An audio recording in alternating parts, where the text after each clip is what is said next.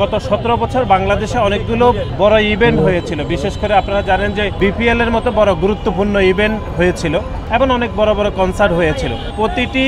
বড় বড় ইভেন্টে বাংলাদেশের শিল্পীদেরকে অবজ্ঞা করা হয়েছে এবং পার্শ্ববর্তী একটি দেশ থেকে শিল্পীদেরকে এনে আমাদের দেশের বড় বড় ইভেন্টে তাদেরকে গান পরিবেশন করে আমাদের দেশের কোটি কোটি টাকা বিদেশে নিয়ে গিয়েছে। সবচেয়ে দুর্ভাগ্যজনকভাবে আরেকটি সত্য যেটি মুখোমুখি হতে হচ্ছে সেটি হচ্ছে গণ অভ্যুত্থান সফল হওয়ার পরে দুঃখজনকভাবে আমরা দেখেছি পাকিস্তান থেকে শিল্পীরা এসে এখানে গান পরিবেশন করছে। স্যার, আমাদের শিল্পীদেরকে যে সীমাহীনভাবে তাদেরকে অবমূল্যায়ন করা হয়েছে, দেশের প্রতি তাদের যে টান বা দেশের প্রতি তাদের যে হক সেটি আমরা জাতি হিসাবে তাদেরকে দিতে পারিনি। আমরা মনে করি এই ক্ষুদ্র ক্ষুদ্র আয়োজন থেকে আমাদেরকে দেশপ্রেম, দেশের সংস্কৃতির প্রতি আমাদের যে আবহমান যে দায়বদ্ধতা সেটি আমরা স্বীকার করছি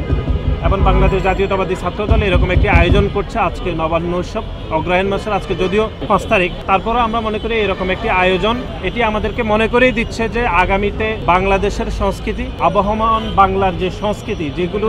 দিয়ে আমরা আসলে বড় হয়েছি সেগুলোর ধারাবাহিকতা বাংলাদেশের প্রতিটি ক্যাম্পাসে আসলে আমাদেরকে ছড়িয়ে দিতে হবে।